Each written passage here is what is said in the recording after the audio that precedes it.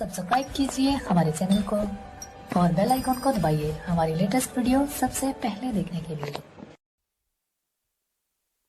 Hello students, आज का जो हमारा टॉपिक है वो है rise of territorial state. Territorial state means क्षेत्रीय राज्यों का उदय।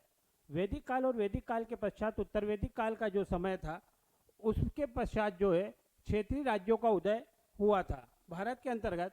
तो यहाँ पर हम देखते हैं कि 6ठी शताब्दी ईसा पूर्व में भारत कैसा था और उस समय भारत में कौन कौन से राज्य विद्यमान थे।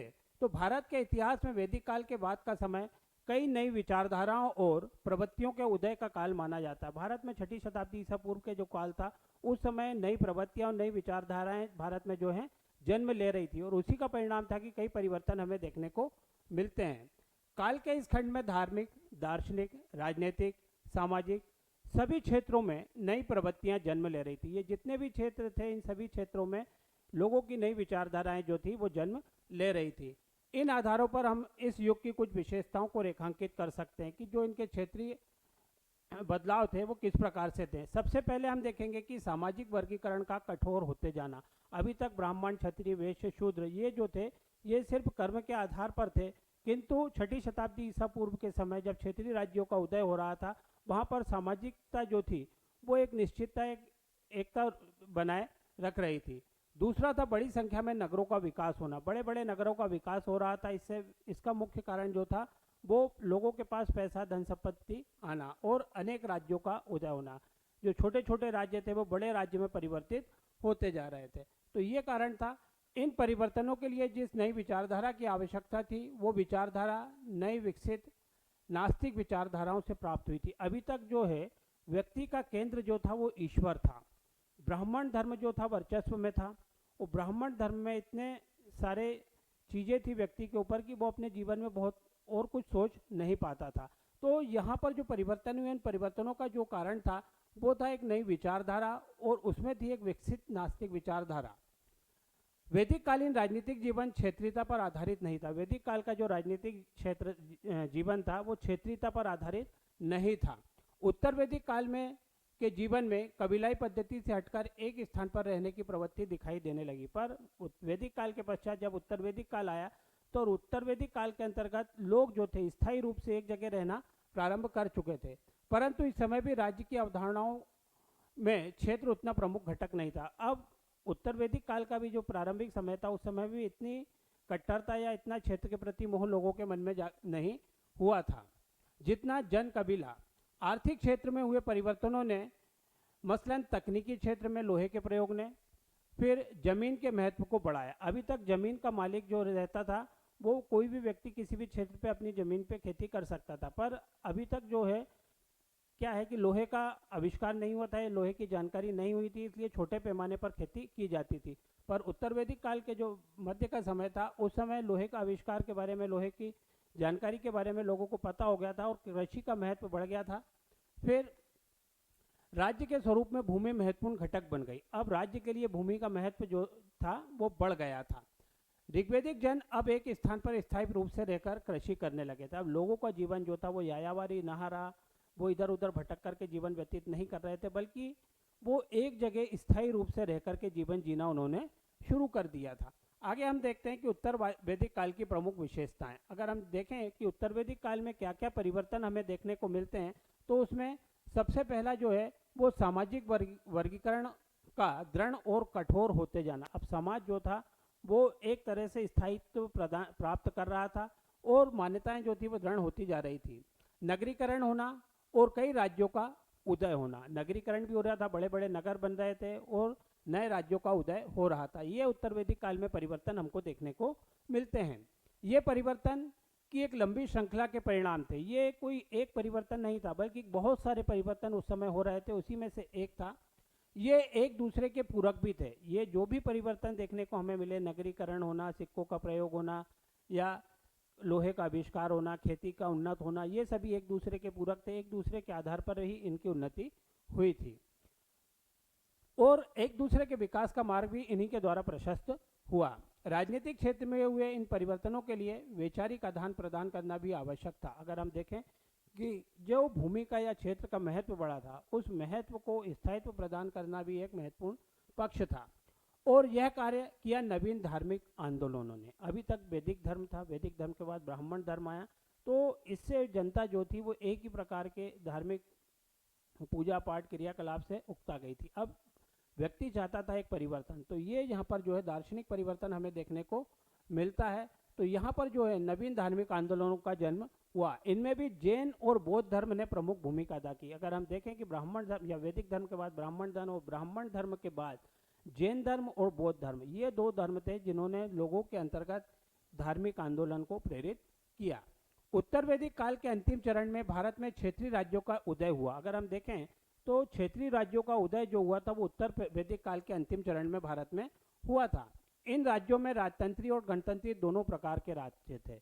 ये जो 16 राज्य थे, जो 16 महाजनपदें थी, उनमें राजतंत्री भी थी, मतलब वहाँ पर राजा का शासन भी था, और गणतंत्री थी, मतलब जनता के द्वारा चुने हुए प्रतिनिधि भी राज्य कर रहे थे। तो दोनों प्रकार की व्यवस्था उस समय विद्यमान थी। छोटे छोटे कबीले राज्य बनते जा रहे थे। अब जो सबसे छोटी इकाई थी वो जन थी, कबीला थी, उससे जो है बड़े क्षेत्र पे जाते जाते उनका राज्य में परिवर्तन होता जा रहा था। और साम्राज्य का लक्ष्य भी दूर नहीं था, मतलब राज्य मिलकर के साम्राज्य का निर्माण भी करने वाले थे। जो छोटे राज्य थे उन राज्यों को बड़े राज्यों के द्वारा अपने आधिपत्य में लिया जा रहा था, और उससे राज्य से महाराज जो है साम्राज्य बन रहे थे। महात्मा गौतम बुद्ध के समय तक पहुंचते पहुंचते जन का काफी रूपांतरण हो चुका था। भगवान बुद्ध का जो समय था उस समय अगर हम देखें तो जन का स्वरूप जो है वो बहुत परिवर्तित हो चुका था, और जनपदों का जन्म हो गया था। मतलब जो 16 महाजनपदें हैं वो गौतम बुद्ध के समय, महावीर के समय अस्तित्व में आ चुकी थी। बौद्ध एवं जैन साहित्य में तो स्पष्ट रूप से 16 महाजनपदों की सूची एवं उल्लेख मिलते हैं। अगर हम देखें कि बौद्ध साहित्य और जैन साहित्य, तो इन दोनों ही साहित्य के अंतर्गत जो 16। अब हम देखेंगे क्षेत्रीय राज्यों के उदय के कारण। ये जो क्षेत्रीय राज्य थे वो क्यों अस्तित्व में आए। तो सबसे पहला जो कारण था वो था व्यापारिक विकास। व्यापारिक विकास कैसे हुआ उसके बारे में हम सबसे पहले जानेंगे। अंतर्देशीय उत्तर वैदिक युग में मुद्रा के प्रयोग और आवागमन की सुविधाओं तथा नगरीकरण ने और स्थानीय व्यापार को बढ़ावा दिया। अगर हम देखें तो जो अंतर्देशीय व्यापार था उत्तर वैदिक काल के अंतर्गत, उसके अंतर्गत सबसे महत्वपूर्ण जो परिवर्तन हुआ था वो था, अभी तक वस्तु विनिमय होता था, अब मुद्रा का प्रचलन शुरू हो गया था। तो इसने जो था नगरीकरण को और स्थानीय व्यापार को बढ़ावा दिया। कृषि के विकास के कारण उत्पादन आवश्यकता से अधिक होने लगा। अब कृषि का विकास हुआ, भूमि का महत्व बढ़ा, तो उसके कारण जो उत्पादन था अनाज का वो आवश्यकता से अधिक होने लगा। तो जो अतिशेष उत्पादन था उस अतिशेष उत्पादन को व्यापार के रूप में प्रयोग किया जाने लगा। इस अतिशेष उत्पादन ने व्यापार को बढ़ावा दिया। इसके साथ ही मुद्रा के प्रयोग ने व्यापार को वस्तु विनिमय की अपेक्षा अधिक सुगम बना दिया। अब व्यापार जो था वो वस्तु विनिमय नहीं रहा था, बल्कि अब मुद्रा का आदान प्रदान होता था, और उससे मुद्रा के चलन से जो है लोगों में समृद्धि देखने को मिली। व्यापार के बढ़ने से व्यापारियों को राजनीतिक सुरक्षा की आवश्यकता महसूस हुई। अब जब उनका व्यापार बढ़ने लगा तो उनको आवागमन के साधन थे, बीच में सुरक्षा की आवश्यकता थी, तो उनको एक राजनीतिक सुरक्षा की आवश्यकता जो थी वो महसूस होने लगी। और व्यापारी वर्ग ने राजाओं को आर्थिक साधन उपलब्ध करवाए जिससे स्थायी सेना रखना आसान हुआ। अब राजा ने क्या किया कि व्यापारियों के लिए, व्यापारियों ने राजा की सहायता की कि उनको आर्थिक रूप से संबल बनाया, और राजा ने उनको सुरक्षा प्रदान की। इस तरह एक दूसरे के सारे क्षेत्रीय राज्यों के उदय को आर्थिक सुदृढ़ आधार मिलने लगा, जिससे मजबूती से वो खड़े हुए। अब राजा जो था उसको जब आर्थिक स्रोत प्राप्त होगा, उसके पास आय होने लगी, तो उसने अपने राज्य का विकास किया। इसी राज्य के विकास से व्यापार का भी विकास हुआ और सभी का जीवन खुशहाल होता गया। आगे हम देखते हैं दूसरा जो कारण था क्षेत्रीय राज्यों के उदय का, वो था सिक्कों का प्रयोग, मतलब मुद्रा का प्रयोग। इस युग का सबसे महत्वपूर्ण आर्थिक परिवर्तन था मुद्रा का प्रयोग। सबसे महत्वपूर्ण अगर हम परिवर्तन देखें तो वो लोगों के जीवन में जो था वो मुद्रा का चलन या मुद्रा का प्रचलन था। भारत के इतिहास में लगभग 600 से 500 ईसा पूर्व के आसपास पहली बार सिक्कों का प्रयोग देखने को मिलता है। अगर हम भारत के इतिहास में जाते हैं तो लगभग 6वीं शताब्दी या 5वीं शताब्दी ईसा पूर्व सबसे पहले मुद्रा का चलन शुरू हुआ था। ये सिक्के ये थे जो प्रारंभ में थे, ये चांदी के सिक्के थे, बाद में इसमें तांबे के सिक्कों का प्रयोग भी किया जाने लगा। सबसे पहले प्राप्त सिक्के जो थे उसको हम आज वर्तमान में आहत मुद्रा के नाम से जानते हैं। यह मुद्रा संभवतः व्यापारियों द्वारा जारी की जाती थी। तब किसी राजा के द्वारा ये मुद्रा नहीं बनाई जाती थी या जारी की जाती थी, बल्कि व्यापारी स्वयं अपनी मुद्रा जारी करता था। इनके एक और कुछ चिन्ह अंकित होते थे, अतः इन्हें पंचमार्क सिक्के भी कहा जाता था। इनका एक और नाम है वो है पंचमार्क सिक्के। मुद्रा के प्रयोग का तात्कालिक जीवन पर गहरा प्रभाव पड़ा। इसका जो सबसे महत्वपूर्ण प्रभाव था वो इसके प्रयोग से सुसंगत वाणिज्य के विकास में मदद मिली। मतलब अब वस्तु विनिमय ना होकर के अब मुद्रा के द्वारा वस्तुओं का विक्रय क्रय होने लगा था और विनिमय व्यवस्था में सुधार हुआ। दूसरी ओर मुद्रा के प्रयोग से कर की नगद अदायगी होने लगी। अब राजा को जो कर दिया जाता था वो अनाज के रूप में ना दिया जा करके अब मुद्रा के रूप में दिया जाने लगा। इससे राजा को भी अपने जो संसाधन है वो जुटाने में सहायता हुई। फिर कर का संग्रह करना आसान हो गया। इनके प्रयोग से तीसरा लाभ यह हुआ कि अब लोगों को बचत करने में सुविधा हुई। अब लोग जो थे अनाज को कितने दिन रखेंगे संभाल के, अनाज को ज़्यादा दिन तक सुरक्षित नहीं रखा जा सकता, उसको कभी ना कभी खराब होना ही है, पर मुद्रा को हम अधिक समय तक सुरक्षित रख सकते हैं। तो लोगों को उसको संग्रह करने में, उसको एकत्रित करने में आसानी हुई। इससे साहूकारी धन और धन के निवेश करने की नई प्रवृत्ति का उदय हुआ। अब जिसको आवश्यकता होती थी वो धन किसी भी प्रकार के ब्याज पर है, किसी प्रकार के अतिरिक्त धन के ऊपर वो किसी भी व्यापारी को दे सकता था। तो इससे एक साहूकारी व्यवसाय शुरू हुआ। इसी कारण सही और गृहपति वर्ग का उदय भी हुआ। ये गृहपति होता था जो कि किसी व्यक्ति को आवश्यकता पड़ने पर मुद्रा जो है उपलब्ध कराता था। इन्हीं राज्यों को आर्थिक आधार पर प्रदान किया और इसी से जो था राज्य वो विकसित हुआ। तीसरा जो कारण था क्षेत्रीय राज्यों के उदय का वो था कृषि का विकास। सबसे महत्वपूर्ण कारण जो ये था, यहीं से शुरुआत हुई थी जो है क्षेत्रीय राज्यों के उदय की, वो था कृषि का विकास। उत्तर वैदिक काल का यह समय कृषि के विकास के लिए बहुत सहयोगी था। इस समय तकनीक के क्षेत्र में लोहे के प्रयोग ने बड़े जंगलों को साफ करके और बड़े पैमाने पर खेती करना संभव किया था। अब लोहे का प्रयोग किया जाने लगा तो जंगलों को अब जलाया नहीं जाता था बल्कि काट करके और बड़े पैमाने पर बड़े क्षेत्र में खेती की जाने लगी। फिर गहराई तक जब बीज को बोया जाता तो उससे फसल का उत्पादन जो है वो अधिक मात्रा में होने लगा। पहले जब लोहे का प्रयोग नहीं किया जाता था तो लकड़ी के हल से ज़्यादा जमीन को खोदा नहीं जा सकता था, उससे उत्पादन ज़्यादा नहीं होता था। पर अब लोहे का प्रयोग किया जाने लगा तो जमीन को अधिक गहराई तक जोता जाने लगा, उससे उसका उत्पादन भी बढ़ा।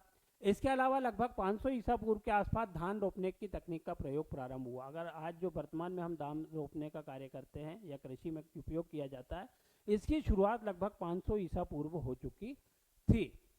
इसके बाद जो है जिससे यह पता चलता है कि धान को रोपने की तकनीक ईजाद हो चुकी थी। इस तरह कुल मिलाकर कृषि कार्यों में काफ़ी विस्तार हो चुका था। अगर हम देखें कि सिर्फ लोहे के ही आविष्कार ने इतना अधिक परिवर्तन लेकर के आ गया था कि कृषि के लिए जो अभी तक कृषि सिर्फ आवश्यकता के लिए की जाती थी, अब उसको व्यापार के लिए किया जाने लगा। कृषि के अधिक उत्पादन से राज्यों की जो समृद्धि थी वो उसमें वृद्धि हुई और धन को बचत होने लगी। इन सब ने मिलकर क्षेत्रीय राज्यों को स्थायित्व की ओर बढ़ने में काफ़ी सहयोग किया। तो इस प्रकार से कृषि का विकास एक महत्वपूर्ण कारण था क्षेत्रीय राज्यों के उदय के लिए। चौथा जो कारण था वो था तकनीकी क्षेत्र में हुए परिवर्तन। सब तकनीकी क्षेत्र में हुआ जो परिवर्तन प्रमुख रूप से था वो था लोहे का प्रयोग। तकनीक के रूप में भारत में लोहे के प्रयोग के साक्ष्य जो हैं हमको लगभग 1000 ईसा पूर्व से प्राप्त होने लगे थे और 800 ईसा पूर्व के आसपास इसका व्यापक प्रयोग होने लगा था। जो भारत में हम जाएं कि लोहे का प्रयोग कब से प्रारंभ हुआ था, तो लगभग 1000 ईसा पूर्व से भारत में लोहे का प्रयोग किया जा रहा है और 800 ईसा पूर्व में इसका व्यापक पैमाने पर या बड़े क्षेत्रों में, अधिक क्षेत्रों में प्रयोग किया जाने लगा था। लगभग 600 ईसा पूर्व तक लोहे का प्रयोग हथियार बनाने और औजार बनाने में किया जाने लगा था। भारत के इतिहास में लोह युग की प्रामाणिकता के लिए साहित्यिक और पुरातात्विक दोनों प्रकार के साक्ष्य हमारे समक्ष उपलब्ध हैं। अगर हम देखें कि भारत में लोहे का प्रयोग कब से किया जा रहा है, तो इसके लिए हमारे पास साहित्यिक स्रोत भी उपलब्ध हैं और पुरातात्विक स्रोत भी उपलब्ध हैं। विश्व में सर्वप्रथम हित्ती शासकों ने लोह धातु का उपयोग किया। ये भी हमें को जानकारी है कि विश्व में सबसे पहले जो है हित्ती जो शासक थे उनके द्वारा लोहे धातु का प्रयोग किया गया था। हित्ती साम्राज्य एशिया माइनर में 1800 से 1200 ईसा पूर्व अस्तित्व में था। लगभग इनके 200 वर्ष पश्चात एशिया में कहना चाहिए भारत में लोहे का प्रयोग किया जाने लगा और जब इस साम्राज्य का विभाजन हुआ तो विश्व के दूसरे भागों में भी लोहे का प्रयोग प्रारंभ हुआ। तो सबसे पहला जो प्रारंभ था वो हित्ती शासकों के द्वारा 1800 ईसा पूर्व से 1200 ईसा पूर्व में किया गया। पर ये जो बड़ा राज्य था ये जब डिवाइड हुआ एशिया माइनर से 2 भागों में बटा तो ये अलग अलग क्षेत्रों में चले गए। इससे पूरे एशिया में इसका विश्व में कहना चाहिए कि फैलाव हुआ और लोहे के बारे में सभी लोगों को जानकारी प्राप्त हुई। भारत में लोहे के प्रयोग के संबंध में यूनानी साहित्य और उत्तर वैदिक साहित्य में कुछ संकेत हमको प्राप्त होते हैं। साहित्यिक प्रमाणों के आधार पर 800 ईसा पूर्व के आसपास लोहे का प्रयोग होने लगा था। अगर हम जो साहित्य स्रोत हैं उनको देखें तो भारत में लगभग 800 ईसा पूर्व लोहे का प्रयोग व्यापक पैमाने पर किया जाने लगा था। इस तरह निष्कर्षतः इतिहास ने प्रस्तुत किए हैं। भारत में अतिरंजी खेड़ा, क्षेत्र, आलमगीरपुर, रोपड़, मथुरा और श्रावस्ती ये ऐसे स्थल हैं जहाँ पर उत्खनन में लोहे के प्रयोग के साक्ष्य हमको प्राप्त हुए हैं। यानी ये प्राचीन क्षेत्र हैं। इन क्षेत्रों से हमको जब भारत में लोहे का प्रयोग प्रारंभ हुआ था तब की जानकारी प्राप्त होती है। अतिरंजी खेड़ा खुदाई से धातु शोधन करने की भट्टियों के अवशेष भी प्राप्त हुए। लोहा कोई हमको डायरेक्ट प्राप्त नहीं होता। लोहा एक ऐसी धातु है जिसको क्या किया जाता है, शोधन किया जाता है। सभी धातुओं का शोधन किया जाता है, तो उस शोधन के लिए भट्टियों का प्रयोग किया जाता था। वो भट्टियां हमको अतिरंजी खेड़ा से प्राप्त हुई है। इन अवशेषों का समय 1000 ईसा पूर्व माना गया। जो ये भट्टियां प्राप्त हुई हैं ये कब की बताई गई हैं? लगभग 1000 ईसा पूर्व की। इनके अतिरिक्त पूर्वी भारत में सोनपुर और चिरान की खुदाई से लोहे की बर्छियां, कीले, छेनी इत्यादि सामग्री भी हमको प्राप्त हुई है, जो कि लगभग 1000 ईसा पूर्व या 800 ईसा पूर्व की हैं। इन साक्ष्यों का समय 800 ईसा पूर्व माना गया है।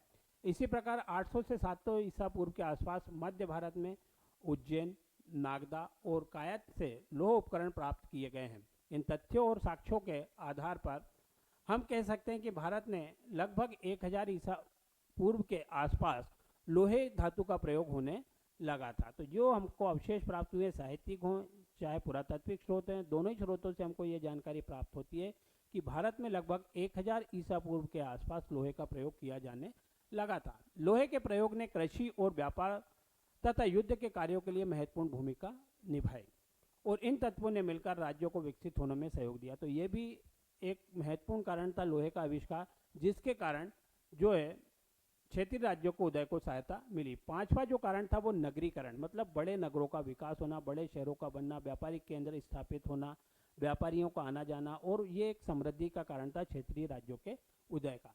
राज्यों के विकास का संकेत नगरों के विकास से मिलने लगा था। यानी सबसे पहले जो थे नगर विकसित हुए, नगर से राज्य की विकसितता का अनुमान लगा सकते हैं। इस समय के साहित्य में पूर्व, पुत्तन, निगम, नगर, महानगर और दुर्ग जैसे शब्दों का प्रयोग मिलता है, जो हमको उत्तर वैदिक काल के पश्चात के साहित्यिक ग्रंथ, उन ग्रंथों में हमको जानकारी प्राप्त होती है कि पूर्व नामक स्थल होते थे, पत्तन होते थे, निगम होते थे, नगर होते थे और महानगर और दुर्ग नाम की जगह होती थी। इन शब्दों को नगरों के अर्थों में प्रयुक्त किया जाता था। कोई छोटा होता था, कोई बड़ा होता था, कोई बड़ा महानगर की श्रेणी में आता था। तो जैन साहित्य में कई तरह के नगरों का वर्णन हमको मिलता है, जैसे कर मुक्त नगर, जहाँ पर किसी भी प्रकार का कोई कर नहीं लिया जाता था, मिट्टी की भीत वाले नगर, लघु प्राचीर वाले नगर, एकांत नगर, ये प्रयोग जो है हमको जैन साहित्य में मिले हैं। ऐसा माना जाता है कि इस समय संपूर्ण भारत में लगभग 60 समृद्ध नगर थे। जब क्षेत्रीय राज्यों का उदय हुआ उस समय भारत में लगभग 60 ऐसे समृद्ध नगर थे जहाँ पर हर तरह की सुविधाएं उपलब्ध थी। श्रावस्ती जैसे बड़े बड़े नगरों की संख्या लगभग 20 थी। बुद्ध भगवान के यात्रा मार्ग में पड़ने वाले नगर थे चंपा, राजगृह, साकेत, कौशाम्बी, वाराणसी, कुशीनगर और पाटलिपुत्र। पाटलिपुत्र वर्तमान में पटना भी है। ये सभी समृद्ध नगर थे। इन नगरों में कला और शिल्प को संरक्षण मिलता था। ये ऐसे शहर थे जहाँ पर कला और संस्कृति, कला और शिल्प, इन सभी को संरक्षण प्राप्त था और उनको प्रोत्साहन दिया जाता था। कला शिल्प के साथ साथ ये नगर व्यापार और वाणिज्य के केंद्र के रूप में भी कार्य करते थे। इस काल में उदीयमान क्षेत्रीय राज्यों पर इन नगरों का बहुत अधिक प्रभाव पड़ा। जो क्षेत्रीय राज्यों के उदय थे उसमें महत्वपूर्ण भूमिका निभाई इन महानगरों ने या इन नगरों ने। छठवां जो क्षेत्रीय राज्यों का उदय का कारण था वो था सामाजिक और धार्मिक परिवर्तन। क्षेत्रीय राज्यों के उदय में तत्कालीन सामाजिक धार्मिक परिवर्तनों ने भी महत्वपूर्ण भूमिका अदा की। व्यापार के विकास, नगरीकरण, अतिशेष उत्पादन तथा मुद्रा के व्यापक प्रयोग ने समाज में अनेक परिवर्तनों को उपस्थित किया। समाज में बहुत सारे परिवर्तन जो हैं वो इन्हीं कारणों से आए थे, जिसमें नगरों का विकास होना, उसके बाद आपके समाज में जो है कहना मुद्रा का प्रयोग होना, ये सभी कारण थे। इस समय में धार्मिक दृष्टि से समाज में अनीश्वरवादी धर्मों का उदय हुआ। जो कि सामाजिक और धार्मिक दोनों दृष्टियों से काफी महत्वपूर्ण साबित हुआ। अभी तक जो ब्राह्मण धर्म था उसमें ईश्वर को प्रधान माना गया था, किंतु बौद्ध और जैन धर्म के अंतर्गत मूर्ति पूजा जो थी वो नहीं थी। यहाँ पर व्यक्ति के कर्म को आधार बनाया गया था कि अच्छे कर्म करोगे तो अच्छा आपके साथ होगा, जबकि ब्राह्मण धर्म के अंतर्गत जो था वो मूर्ति पूजा भी थी, फिर पाखंड भी थे, हवन यज्ञ पूजन वगैरह ये हर तरह के कार्य किए जाते थे, बलि भी थी, जो कि जैन धर्म और बौद्ध धर्म में नहीं थी। इस अवधि में कुछ नए सामाजिक वर्गों का उद्भव हुआ और पुराने वर्गों के समीकरण में परिवर्तन हुआ। यानी जो ब्राह्मण धर्म था उसमें भी परिवर्तन हमको देखने को मिला और जो नए धर्म आ रहे थे उसमें भी हमको कुछ उनका उदय हुआ। ब्राह्मण और क्षत्रियों के बीच का समीकरण क्षत्रियों के पक्ष में झुकने लगा। अभी तक जो था क्षत्रिय भी ब्राह्मण को प्रमुख मानता था, पर अब परिवर्तन देखने को मिला कि क्षत्रिय प्रधान होने लगा था और ब्राह्मण का स्थान नीचे होने लगा था। 6ठी शताब्दी ईसा पूर्व इस तरह के तमाम परिवर्तन गणसंघों के रूप में दिखाई देते हैं। यहाँ सामाजिक प्रतिष्ठा एवं संगठन में वर्ण का बहुत अधिक महत्व नहीं रह गया था। अब यहाँ पर आप देखें कि जो संगठन बनता था जिसने राज्य को स्थायित्व प्रदान किया जाता था, तो वहाँ पर जो है सामाजिक प्रतिष्ठा एवं संगठन में वर्ण का बहुत अधिक महत्व नहीं रह गया था। यानी जो व्यक्ति योग्य होता था उसको उस कार्य के लिए नियुक्त किया जाने लगा था। फिर इसके अलावा बड़े पैमाने पर होने वाले यज्ञों में बलि के अनुष्ठानों का भी महत्व अब बहुत कम हो गया था। जो बड़े बड़े हवन यज्ञ किए जाते थे उन यज्ञों में अब बलि प्रथा भी कम होने लगी थी धीरे धीरे। इन परिवर्तनों के कारण अब ब्राह्मण वर्ण का महत्व भी उतना नहीं रहा था जितना पहले था। अभी तक ब्राह्मण जिस प्रकार के क्रियाकलाप राजाओं से कराते थे अब वो नहीं करा पा रहे थे, उनका महत्व जो है वो कम हो गया था।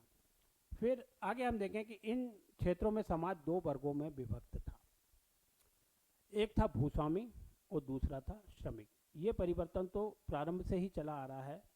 इसमें एक कहना चाहिए भूस्वामी था और दूसरा था श्रमिक। इस विभाजन से शूद्र वर्ण की उपयुक्तता भी कम होने लगी थी। जो उत्तर वैदिक काल के समय वर्ण व्यवस्था थी, ब्राह्मण क्षत्रिय वैश्य और शूद्र, उसमें भी परिवर्तन यहाँ देखने को मिला। अब जो शूद्र का कार्य था वो दास लोग करने लगे, क्योंकि दास कर्मकार शूद्रों का कार्य करने लगे थे। क्योंकि गणराज्यीय समाजों में कर्मकांडी व्यवस्था और वर्ण व्यवस्था को उतना महत्व नहीं था। अब यहाँ पर पूजा पाठ हवन यज्ञ इनका महत्व उतना नहीं रहा था। इस कारण से हर वर्ण का व्यक्ति किसी प्रकार का कार्य उससे करा सकते थे। अतः यहाँ जाति व्यवस्था एक अनिवार्य आवश्यकता बन गई थी। यद्यपि गणराज्यों में ब्राह्मणों का महत्व कम हो गया था, परंतु जो राजतंत्र थे जहाँ पर राजाओं का शासन था, वहाँ जैसे कि मगध और कौशल, उनमें उनका महत्व वैसे का वैसा ही बना हुआ था। उनकी आर्थिक स्थिति और महत्व के बारे में इस तथ्य से अंदाजा हम लगा सकते हैं कि उन्हें काशी, कौशल और मगध राज्यों द्वारा भूमि दान में दी गई थी। यानी ये कुछ बड़े राज्य थे, इन राज्यों के द्वारा ब्राह्मणों को अपने यहाँ आश्रय दिया गया था और उनको भूमि भी दान में दी गई थी। आगे हम देखते हैं इनके अतिरिक्त राजतंत्री राज्यों में ब्राह्मण राजाओं को वेदता प्रदान करने वाले कर्मकांडों को संपादित करते थे। जो बड़े राज्य थे उन राज्यों के अंतर्गत जो राजा होता था उसकी नियुक्ति जो है वो ब्राह्मणों के द्वारा ही की जाती थी और इसके उपलक्ष्य में उन्हें बहुत सा धन और भूमि दान में मिलती थी। इसी तरह के और अन्य सामाजिक परिवर्तन ने क्षेत्रीय राज्यों को प्रतिष्ठित होने में सहयोग प्रदान किया। तो ये जो क्षेत्रीय राज्य थे इसको स्थायित्व प्रदान करने में इस प्रकार के कार्य महत्वपूर्ण रहे। इस तरह के और अन्य सामाजिक परिवर्तनों ने क्षेत्रीय राज्यों को प्रतिष्ठित होने में सहयोग प्रदान किया। इसके अलावा इस युग के में नए धार्मिक आंदोलन जैसे जैन धर्म का उदय होना, बौद्ध धर्म और अजीबक ने वैदिक यज्ञ आदि और कर्मकांडी अनुष्ठानों की निरर्थकता को समाज के सामने प्रस्तुत किया। अब बौद्ध धर्म और जैन धर्म ऐसे थे, इन्होंने ब्राह्मण धर्म के अंतर्गत जो बलि प्रथा थी, हवन यज्ञ आदि थे, इसकी निरर्थकता के बारे में लोगों को जागृत किया और तात्कालिक आर्थिक आवश्यकताओं के अनुरूप नए दार्शनिक विचारों को प्रस्तुत किया। तो लोगों का प्रभाव जो था वो देखें हम तो लोगों का जो प्रभाव था वो वैदिक धर्म के बाद अब होने लगा था, या ब्राह्मण धर्म के बाद लोगों का जो प्रभाव था वो जैन धर्म और बौद्ध धर्म की ओर होने लगा था। तो इस प्रकार से आज हमने कुछ महत्वपूर्ण कारण देखे जिनके द्वारा क्षेत्रीय राज्यों का उदय हुआ था। ये महत्वपूर्ण कारण जो थे इनके द्वारा क्षेत्रीय राज्य जो थे अस्तित्व में आए। ठीक है, आज के लिए बस इतना ही। आगे हम इसी को आगे कंटिन्यू करेंगे। Thank you. सब्सक्राइब कीजिए हमारे चैनल को और बेल आइकॉन को दबाइए हमारी लेटेस्ट वीडियो सबसे पहले देखने के लिए।